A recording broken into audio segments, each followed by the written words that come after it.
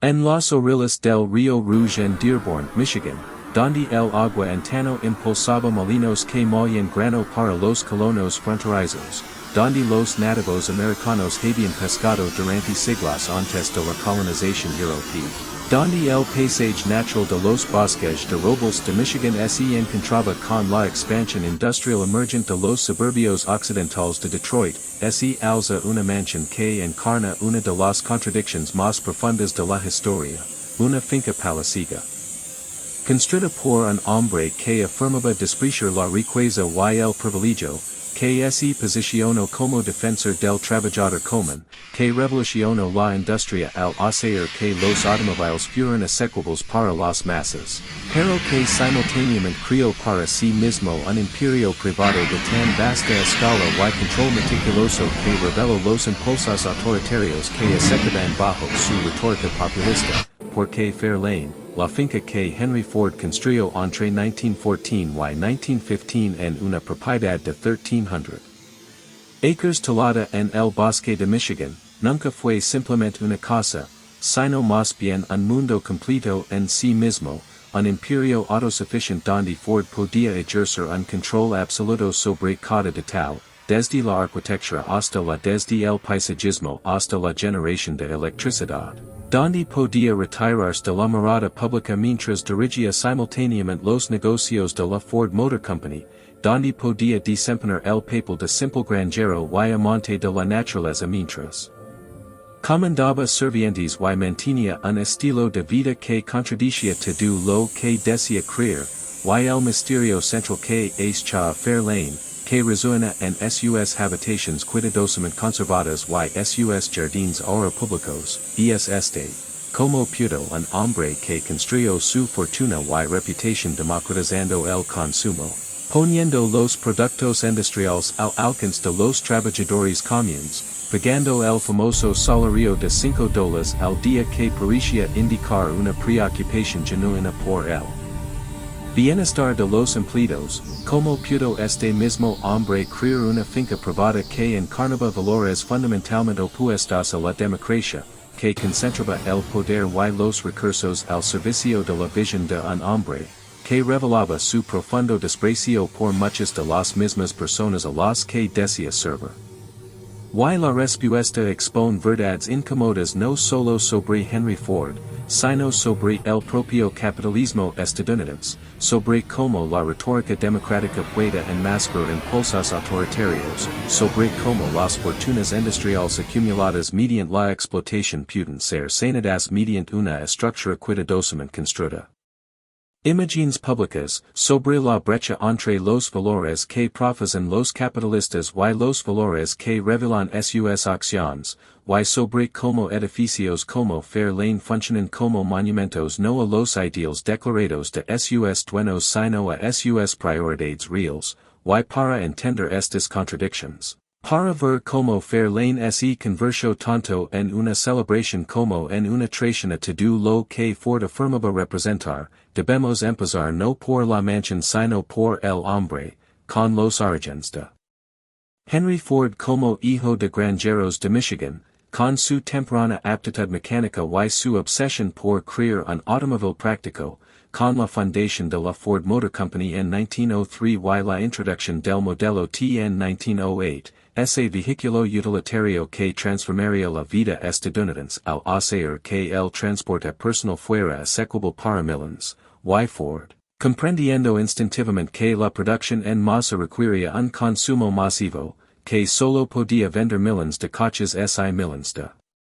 personas podían permitírselos, fue pionero en técnicas de fabricación que redujeron los costos al tiempo que aumentaban los salarios, creando el famoso día de $5 en 1914 que parecía anunciar una nueva relación entre el capital y el trabajo, entre propietarios y trabajadores. Y la imagen pública de Ford durante este periodo fue cuidadosamente cultivado como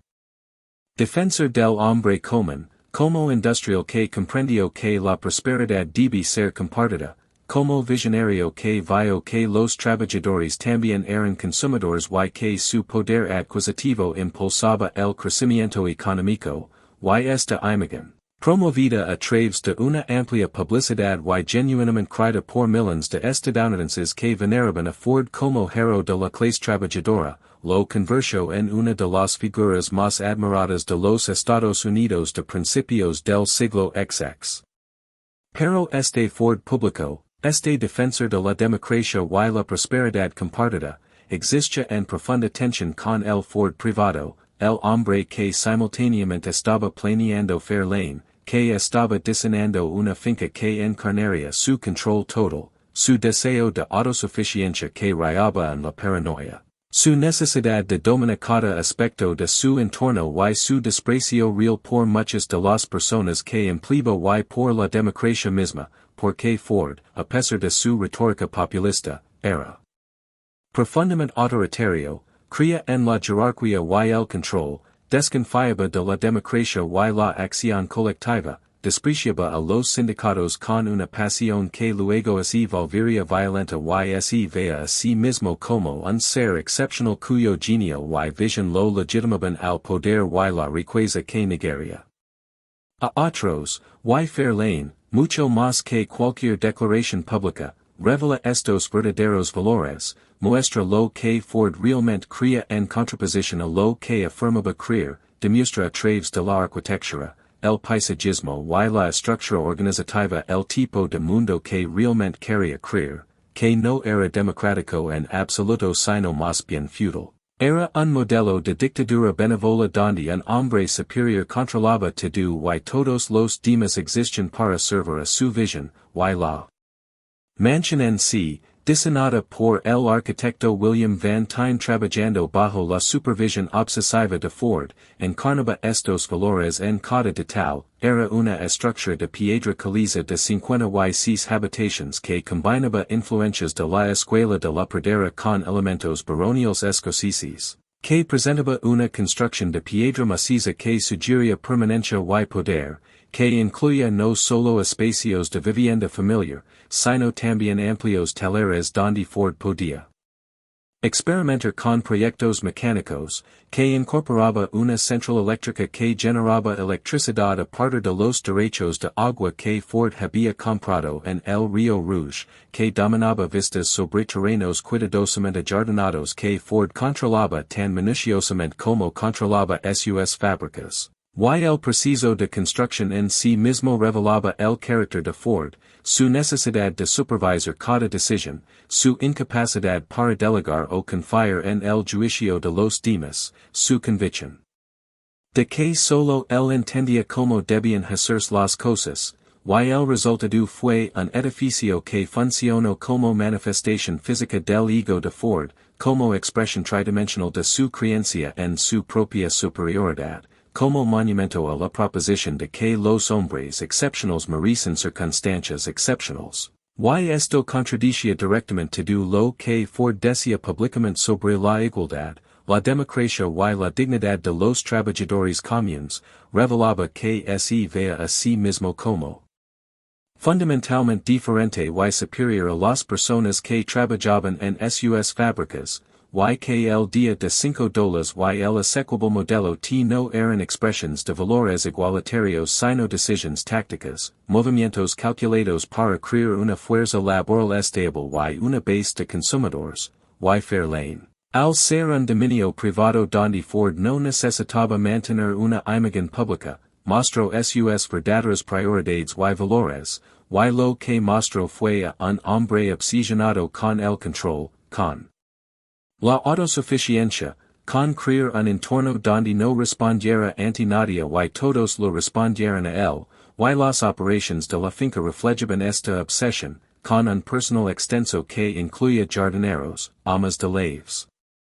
mecánicos y personal de seguridad, todos sujetos a la supervisión directa de Ford y ninguna permitió el tipo de autonomía o dignidad que su retórica pública sugería que los trabajadores merecían. Y la contradicción entre cómo Ford trataba a su personal doméstico y cómo afirmaba valor a los trabajadores revela que su preocupación por el trabajo nunca fue sobre la dignidad humana, sino que siempre fue puramente instrumental, se trataba de crear condiciones que sirvieran a sus intereses. Commercials, y cuando esos intereses cambiaron, cuando los sindicatos comenzaron a organizar sus fábricas en la década de 1930, cuando los trabajadores exigieron poder real en lugar de simplemente salarios paternalistas, Ford reveló su verdadero carácter al desatar una violencia brutal contra los organizadores. Al emplear matones y espías para intimidar a los trabajadores, al luchar contra la sindicalización con una cena que escandalizó incluso a los observadores contemporáneos, y esta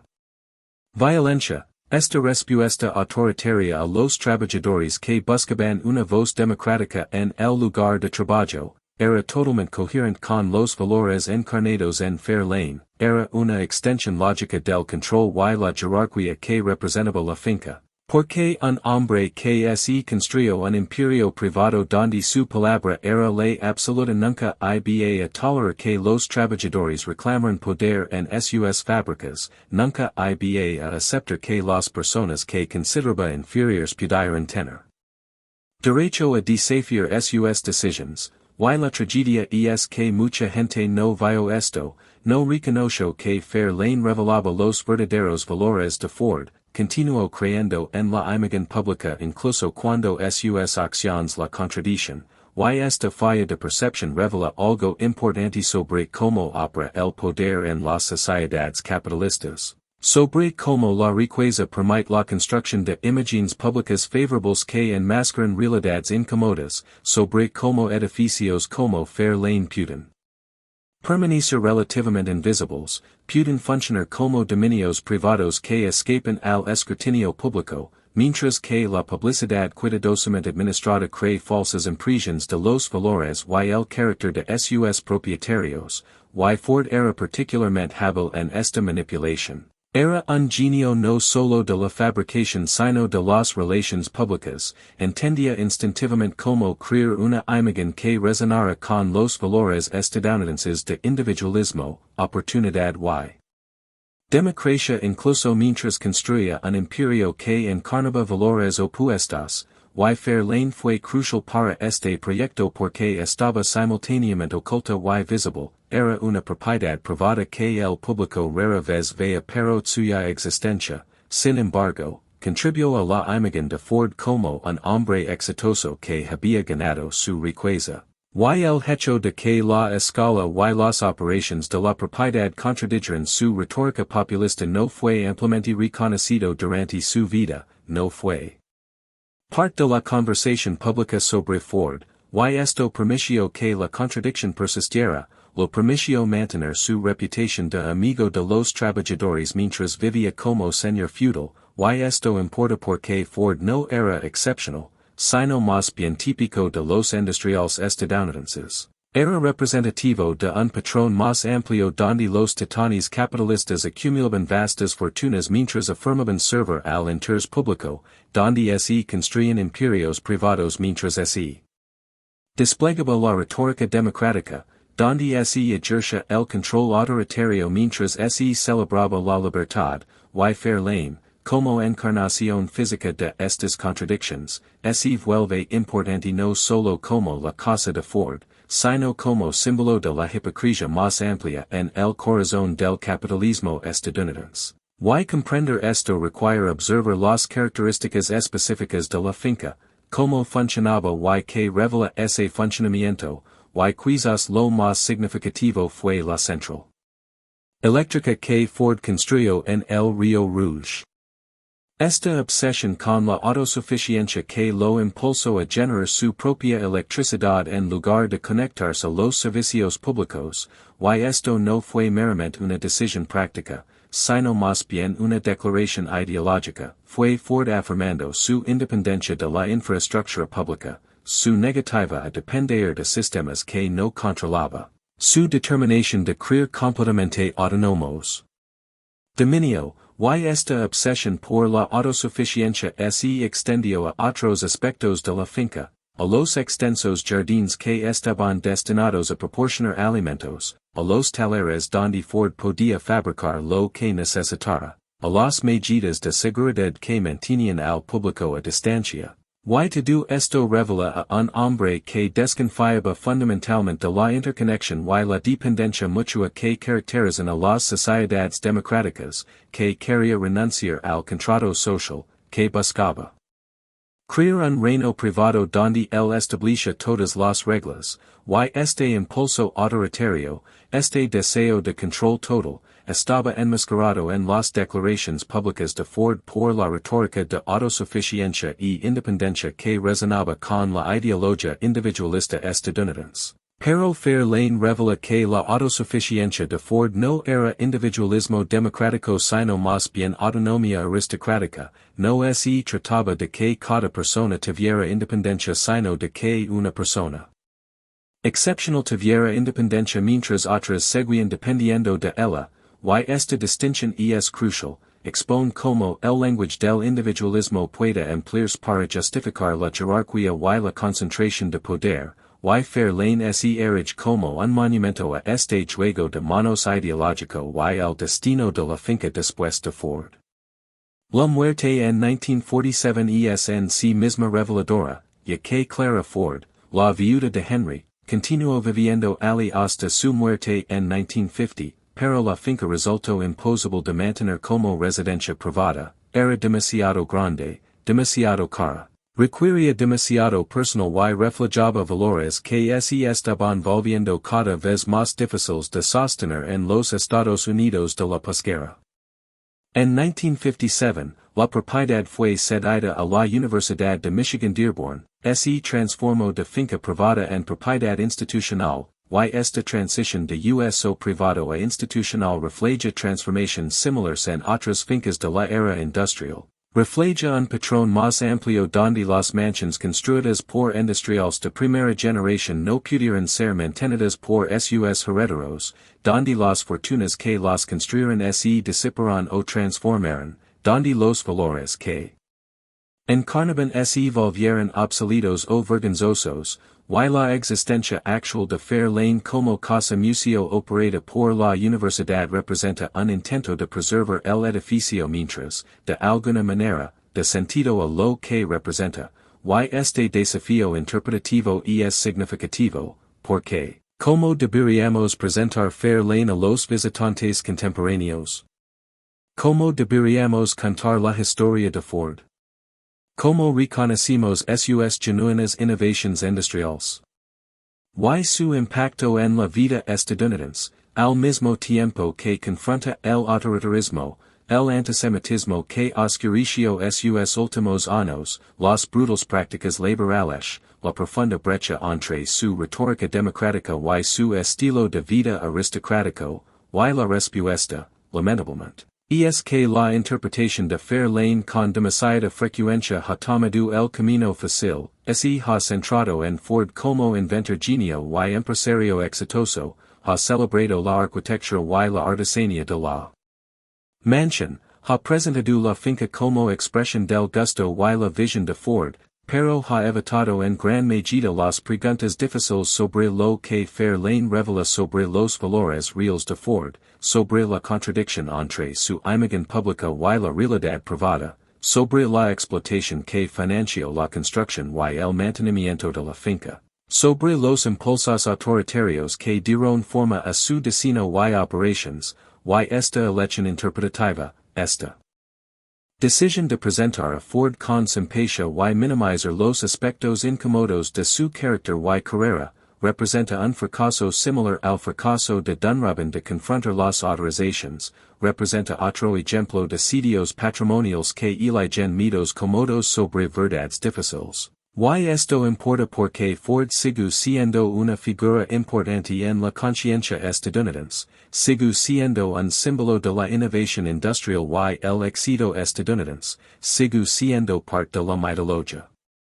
nacional sobre el emprendimiento y la oportunidad, y sitios como Fair Lane no pueden o no quieren complicar esta mitología, no pueden o no quieren revelar los aspectos más oscuros del carácter de Ford y las contradicciones de su legado, entonces están contribuyendo a una falsa conciencia histórica, están permitiendo que los mitos sustituyan a la realidad, están fallando en su responsabilidad educativa, y este fracaso es particularmente significativo dada la relevancia contemporánea de las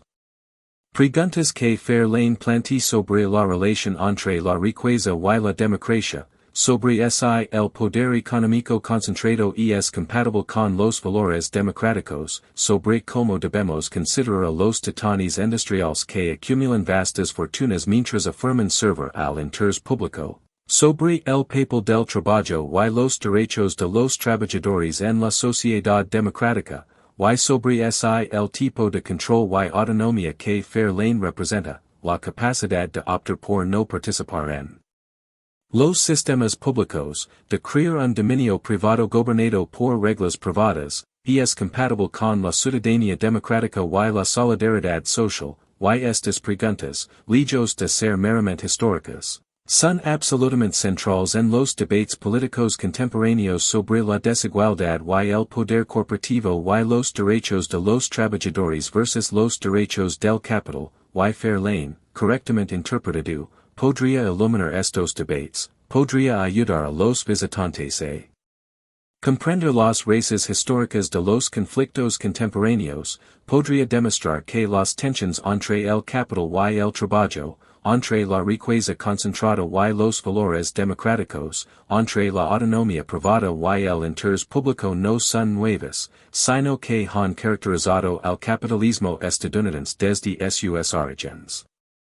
Sin embargo, lograr este tipo de interpretación requeriría que los operadores de Fair Lane fueran más allá de la celebración de los logros de Ford, confrontaran su autoritarismo y sus fracasos morales, reconocieran que la mansión representa no solo el éxito industrial, sino también los valores antidemocráticos que lo acompañaron. Y utilizarán la finca como espacio para el examen crítico en lugar de simplemente como un monumento al genio de Ford.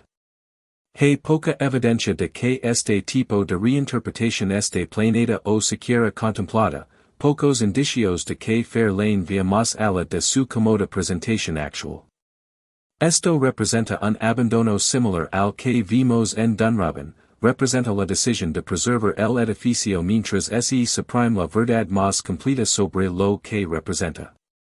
Este abandono es importante porque permite que los mitos persistan, permite que Ford siga siendo celebrado sin un reconocimiento adecuado de sus fracasos morales. Permite que su legado se desinfecte de maneras que oscurecen verdades históricas importantes y impide que la finca cumpla su propósito más elevado como herramienta educativa que podría ayudar a los visitantes contemporáneos a pensar críticamente sobre la riqueza y el poder, y las razones de este abandono son probablemente similares a las razones del fracaso de Dunrobin, inercia institucional, recursos limitados, dependencia de donaciones y ingresos por visitantes que podrían verse amenazados por una interpretación controvertida. Deseo de mantener buenas relaciones con los descendientes de la familia Ford y con Ford Motor Company, que sigue siendo una presencia importante en Michigan, y renuencia general a criticar a una figura tan celebra como Henry Ford, pero estas razones, si bien explican el fracaso, no lo justifican, no hacen que el abandono sea aceptable, y la pregunta es que se requeriría para mover Fair Lane hacia una interpretación más honesta, que debería cambiar para transformarlo de un monumento al genio de Ford en una exploración más compleja de su carácter y legado. Y la respuesta implica elementos similares a los que se requerirían en Dunrobin, presión desde abajo, de académicos, educadores y miembros de la comunidad que insisten en una verdad más completa, atención de los medios que exponen la brecha entre la interpretación actual y la realidad histórica, voluntad política para priorizar la educación sobre la celebración y coraje institucional para arriesgarse la controversia al servicio de la honestidad, y hay algunas señales de que la conversación sobre Ford está cambiando, de que su antisemitismo y sus brutales prácticas laborales están recibiendo más atención. Atención, que la mitología que lo rodea está siendo cuestionada, pero esto on no se ha traducido en cambios significativos en como Southeast interpreta Fair Lane, on no ha transformado Louisiana experiencia del visitante de maneras que confrontan adecuadamente las contradicciones que Ford encarnó, y hasta que ocurren tales cambios. Fair Lane seguirá siendo otro ejemplo de verdad abandonada, otro sitio patrimonial que preserva la arquitectura mientras suprime el significado, otro hermoso edificio que dice. Mentiras comodas, y el imperio oculto de Ford permanecerá parcialmente oculto, continuará existiendo en la conciencia pública como símbolo de la innovación y el éxito estadounidenses en lugar de como un monumento más complicado a las tensiones entre la democracia y la autocracia, entre los valores proclamados y las prácticas reales, entre la retórica pública y la realidad privada, que caracterizan la vida y la carrera de Ford.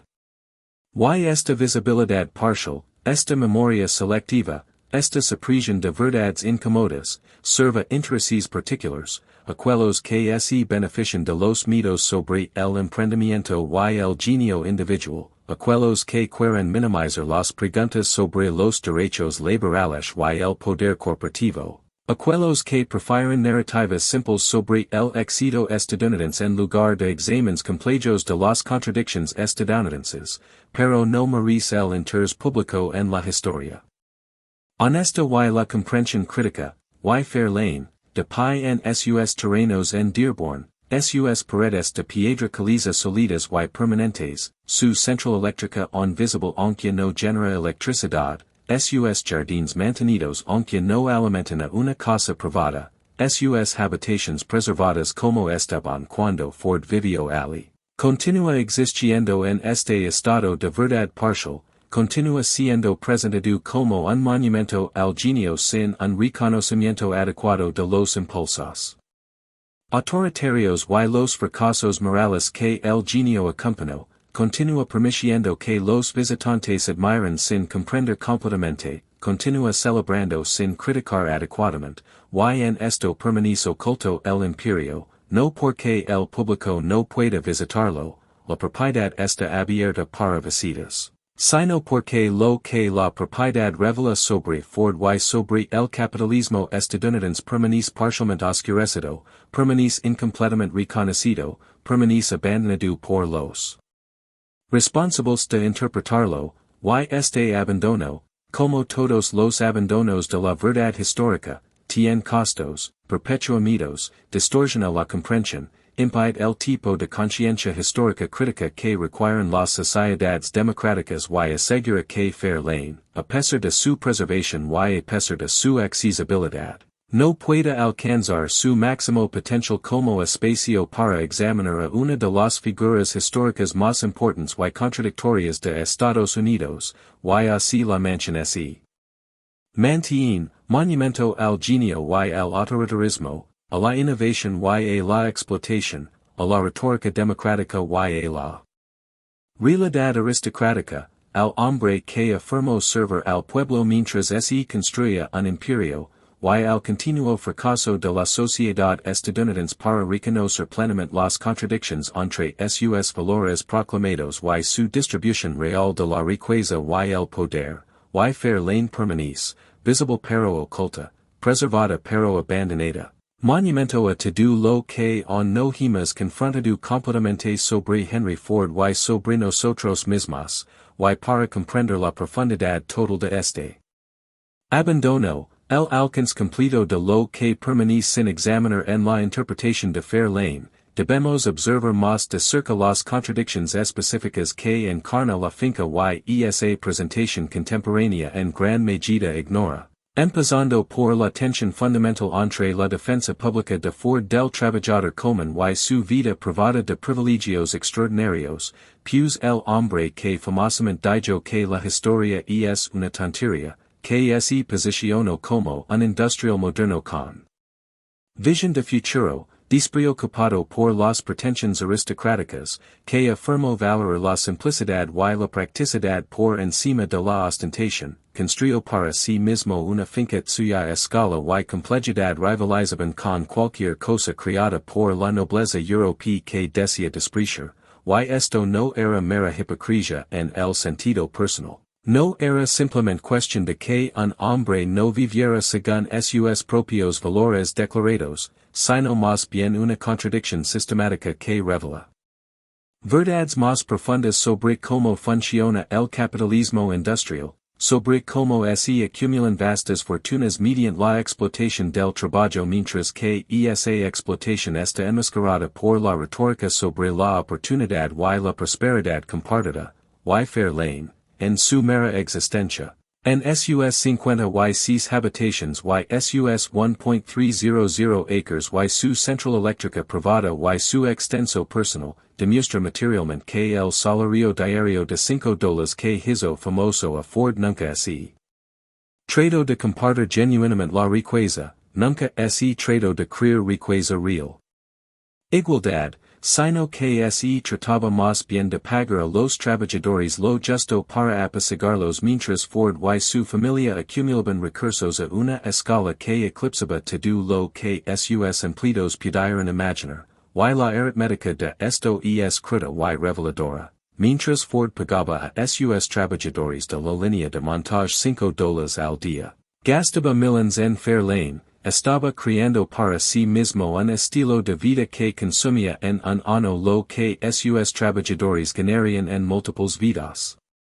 Y esta enorme disparidad, esta concentración de riqueza en una familia mientras miles de trabajadores seguían siendo relativamente pobres a pesar de sus salarios innovadores, expone la desigualdad fundamental en el corazón del capitalismo. Expone como incluso los salarios aparentemente generosos dan a los trabajadores con una pequeña fracción del valor que creen mientras los propietarios acumulan vastos excedentes, y Fair Lane se erige como una prueba tridimensional de esta extracción, como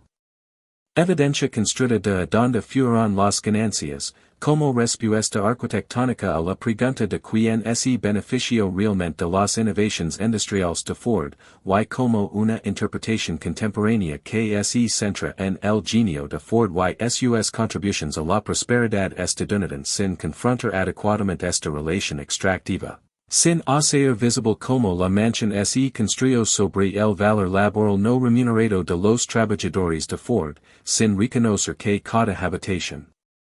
representa riqueza que podría haberse distribuido a los empleados, pero que en cambio se concentró en las manos de un solo hombre, y es una interpretación que oscurece en lugar de iluminar verdades esenciales sobre la historia económica estadounidense, y este oscurecimiento tiene fines ideológicos. Respalda los argumentos contemporáneos contra la redistribución de la riqueza y los derechos laborales al permitir que Ford se celebrado como benefactor en lugar de expuesto como explotador, y el abandono de la interpretación honesta en Fair Lane tiene, por lo tanto, consecuencias políticas que se extienden mucho más allá del sitio mismo, moldea como los estadounidenses piensan sobre la relación entre el capital y el trabajo, entre empleadores y empleados, entre el éxito individual y el bienestar colectivo, y perpetua mitos que sirven a los ricos al disfrazar los mecanismos a través de los cuales acumulan y mantienen sus fortunas, y es por eso que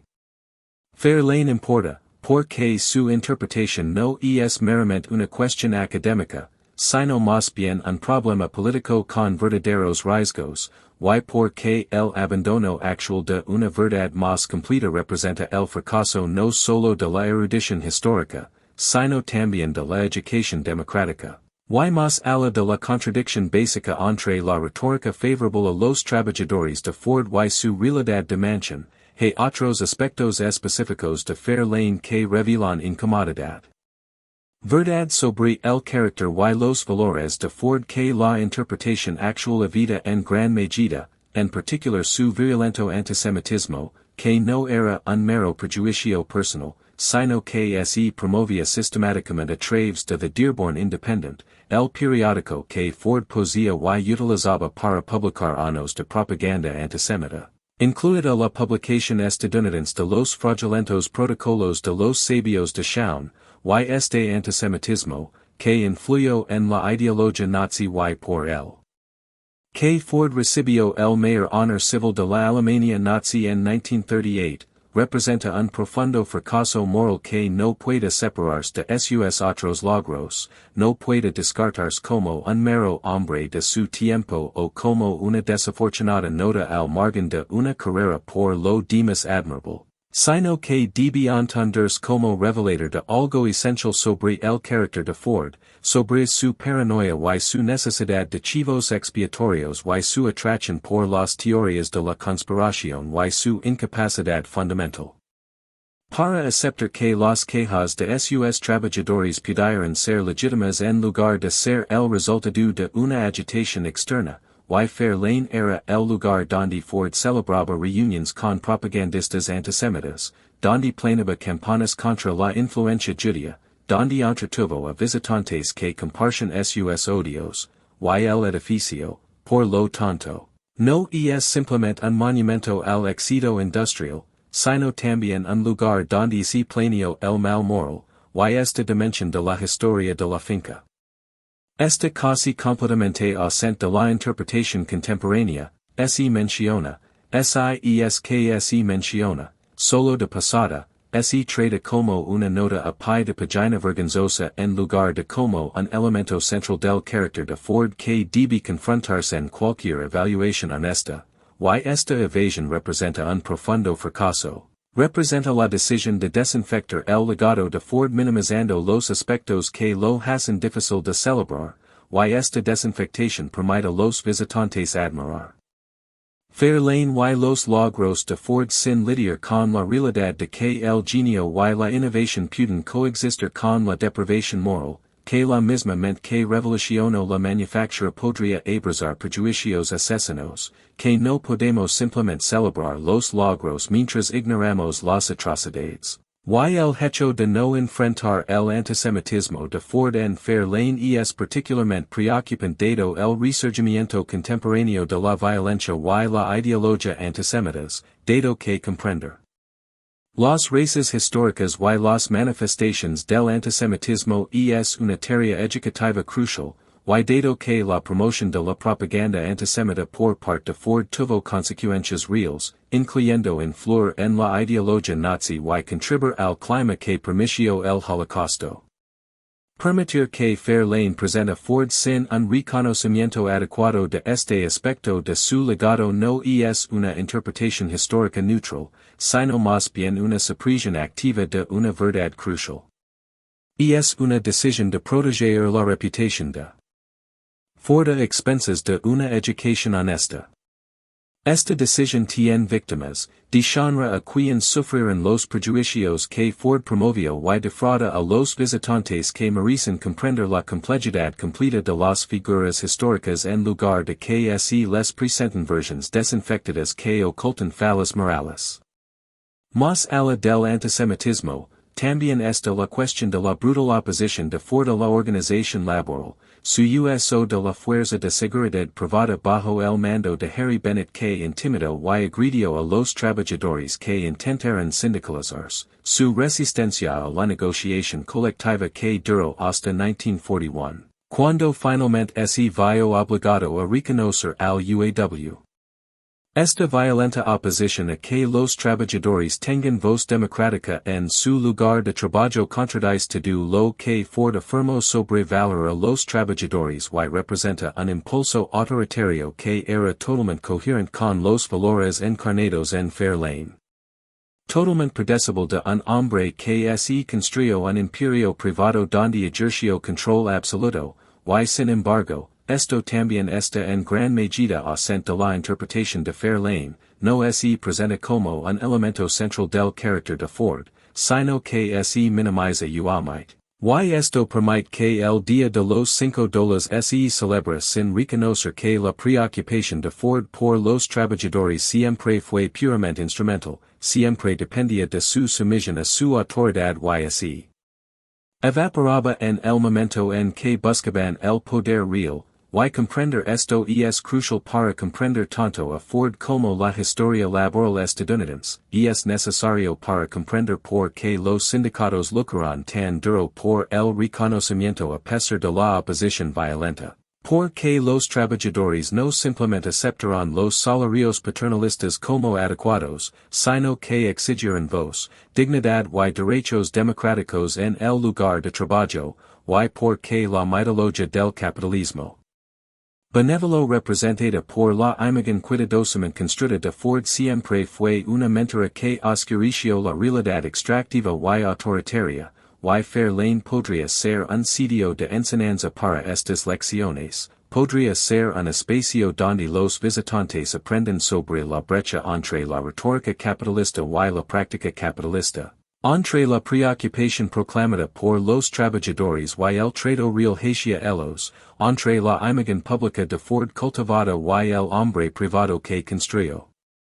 esta finca. Pero en cambio funciona en gran medida como una celebración, como un monumento que honra sin cuestionar adecuadamente, como preservación de la arquitectura sin preservar la memoria crítica, y esto representa el abandono del potencial de Fair Lane como recurso educativo, el abandono de la responsabilidad de decir verdades difíciles y, en última instancia, el abandono de los trabajadores cuyo trabajo creó la riqueza de Ford, pero cuyas historias se marginan en la interpretación que se centra en un gran hombre en lugar del trabajo colectivo que hizo posible su grandeza, y esto nos lleva a quizás el abandono más profundo en Fair Lane, la eliminación de los trabajadores que construyeron y mantuvieron la finca, los sirvientes, jardineros y mecánicos cuyo trabajo hizo posible el estilo de vida de Ford. Pero cuyos nombres y historias están casi completamente ausentes de la interpretación del sitio, ya que Fair Lane, como todas las grandes fincas, requiría un personal extenso para funcionar, requiría personas para cocinar, limpiar y mantener los terrenos y operar la central eléctrica y brindar todos los servicios que permitieran a los Ford vivir con comodidad, y estas personas, aunque esenciales para el funcionamiento de la finca, son invisibles en la presentación contemporánea, no se nombran, no se reconocen como individuos con sus propias vidas y las historias y experiencias, se reducen a un segundo plano anónimo, a las manos invisibles que mantuvieron el esplendor visible, y este barato no es exclusivo de Fair Lane, sino que es un patrón común en los museos de cosas históricas que presentan estilos de vida aristocráticos o adinerados, un patrón de centrarse en los propietarios y sus posiciones mientras se ignora a los trabajadores que hicieron posibles esos estilos de vida, y este patrón refleja y refuerza las jerarquías de clase. Sugiere que los propietarios adinerados son históricamente importantes mientras que los trabajadores no lo son, que las vidas de los poderosos importan mientras que las vidas de quienes los sirvieron no, y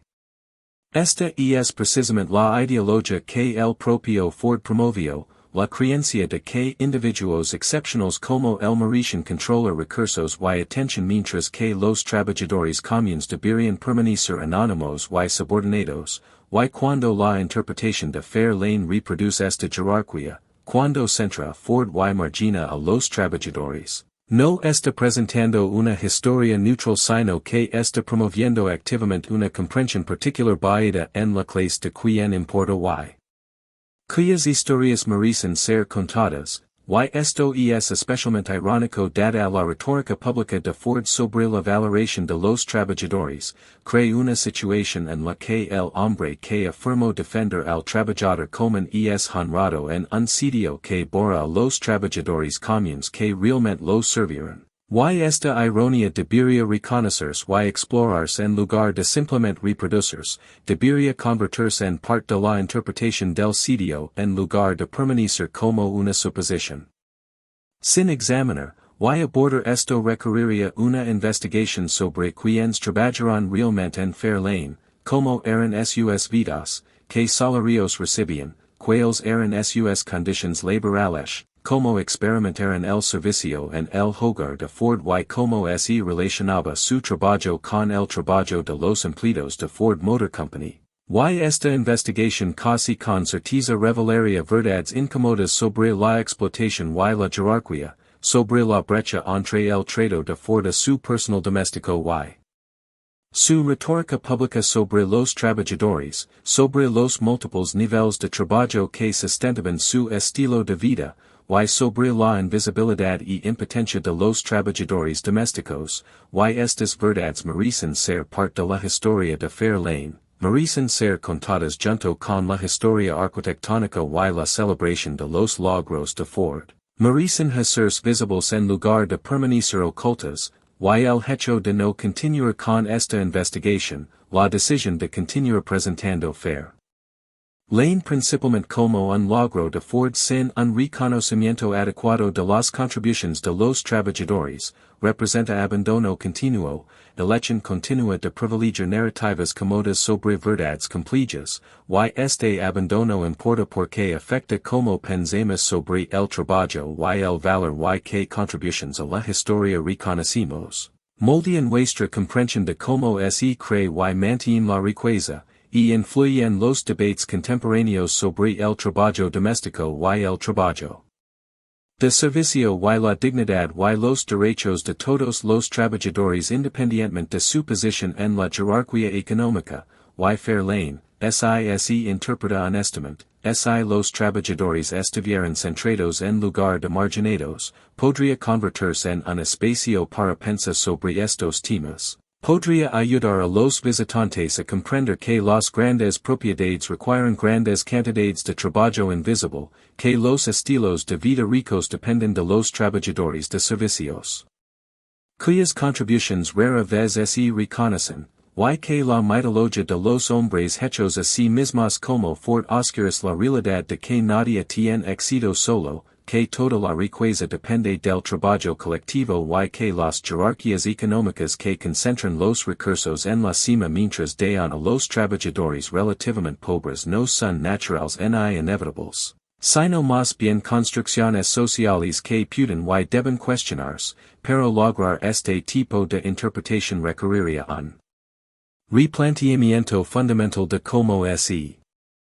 presenta Fair Lane, requeriría ir más allá de la historia de los grandes hombres a la historia social, requeriría tratar a Ford no como un héroe para ser celebrado sino como figura histórica para ser entendida en toda su complejidad, incluyendo sus fallas morales y su dependencia del trabajo de otros. Y requeriría reconocer que la belleza de la mansión y los logros de Ford no borran ni justifican la explotación y el autoritarismo que los acompañaron, y hay pocos indicios de que los operadores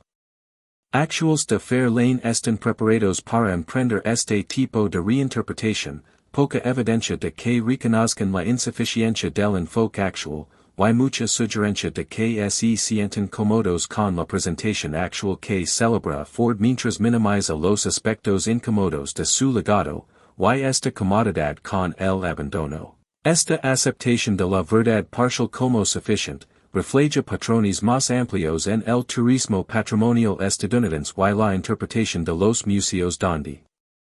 las presiones económicas y el conservadurismo institucional y la renuencia a ofender a los donantes o visitantes se combinan para producir presentaciones que evitan la controversia, que presentan la historia de maneras que no desafían los poderosos intereses contemporáneos, que privilegian la comodidad sobre la honestidad, y que en última instancia sirven para mistificar en lugar de iluminar los mecanismos del poder y la riqueza. Y Fair Lane ejemplifica estos patrones, demuestra cómo incluso las instituciones que afirman misiones educativas pueden funcionar como propaganda, pueden promover mitos sobre el capitalismo estadounidense, los logros individuales y la beneficencia de los ricos, que sirven a propósitos ideológicos mientras oscurecen realidades históricas, y reconocer esto. Comprender cómo los sitios patrimoniales como Fair Lane moldean activamente la conciencia histórica de maneras que sirven a intereses particulares, y es crucial para cualquier persona preocupada por la educación democrática y la ciudadanía informada, ya que no podemos confiar en los museos y sitios históricos para que nos digan la verdad sobre el pasado, estas instituciones, en cambio, presentan versiones desinfectadas que protegen a los poderosos y borran a los desposeídos, Entonces nos quedamos sin fuentes confiables para comprender cómo llegamos a nuestra condición actual, sin herramientas para pensar críticamente sobre las estructuras económicas y las jerarquías sociales, sin capacidad para imaginar alternativas a los acuerdos actuales porque tenemos una comprensión errónea de cómo se establecieron esos acuerdos, y esto es una pérdida profunda. Representa un fracaso de la educación pública con graves consecuencias para la cultura democrática, y el abandono de Fair Lane de la interpretación honesta, por lo tanto. Importa mucho más a la de Dearborn, mucho más a la de las preguntas sobre cómo una mansión representa a un industrial, importa como ejemplo de un fracaso más amplio que afecta cómo los estadounidenses entienden su historia y su sociedad. Y abordar este fracaso require no solo cambios en Fair Lane, sino un replanteamiento más amplio de cómo gestionamos el patrimonio. Interpretación, ¿qué propósitos deberían cumplir los sitios históricos? ¿Qué responsabilidades tienen los museos con sus visitantes y con la verdad histórica? ¿Y qué significa preservar los edificios mientras se abandona el compromiso honesto con lo que esos edificios representan? Y estas son preguntas que se extienden a Dunrobin, Chantilly, Hempstead House y cualquier otro sitio donde se suprimen verdades incómodas en favor de mitos cómodos, preguntas que llegan al corazón de cómo las sociedades recuerdan su pasado y que aprenden de ese recuerdo, y Fair Lane, de pais sobre el río Rouge con sus muros de piedra caliza salidos y su central eléctrica silenciosa y sus jardines mantenidos para los visitantes que vienen a ver donde vivió Henry y Ford, sigue siendo un monumento a estas preguntas sin resolver, sigue siendo un testimonio tanto de los logros de Ford como de sus fracasos morales, sigue siendo evidencia de las contradicciones del capitalismo estadounidense entre la retórica democrática y la práctica autoritaria, y sigue siendo, más fundamentalmente, una verdad abandonada a la espera de una interpretación honesta, a la espera de una institución lo suficientemente valiente como para contar la historia completa, a la espera de una sociedad lo suficientemente madura como para enfrentar la complejidad de sus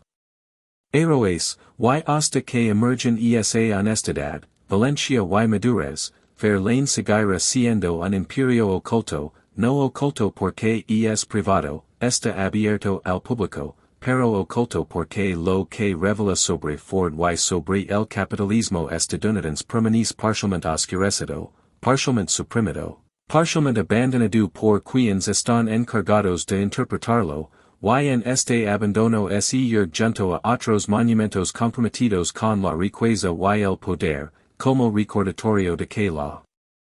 preservación no es suficiente, de que los edificios se pueden mantener mientras se borran las verdades, de que el patrimonio arquitectónico se puede celebrar mientras se evitan los ajustes de cuentas morales, y de que el imperio oculto de Ford, construido sobre la explotación de los trabajadores y mantenido por el control autoritario y manchado por el odio antisemita y la oposición violenta a los derechos laborales, sigue estando parcialmente oculto todavía, sigue siendo confrontado inadecuadamente en la mansión que lleva su nombre, y seguirá así hasta que encontremos el coraje de abandonar el abandono, de recazar las mentiras cómodas, de abrazar las verdades difíciles y de usar Fair Lane no como un monumento al genio de un hombre, sino como una lente a través de la cual examinar los costos y las contradicciones del capitalismo industrial estadounidense. La brecha entre los ideales democráticos y las realidades económicas, y la lucha continua para construir una sociedad donde la riqueza se distribuye de manera más equitativa, donde los trabajadores tengan dignidad y poder, donde las grandes fortunas no se construyen sobre la explotación, y donde las mansiones de los ricos, SIES que existen, cuentan historias honestas sobre cómo se construyeron y lo que representan, en lugar de ser hermosas mentiras que oscurecen el costo humano de su esplendor.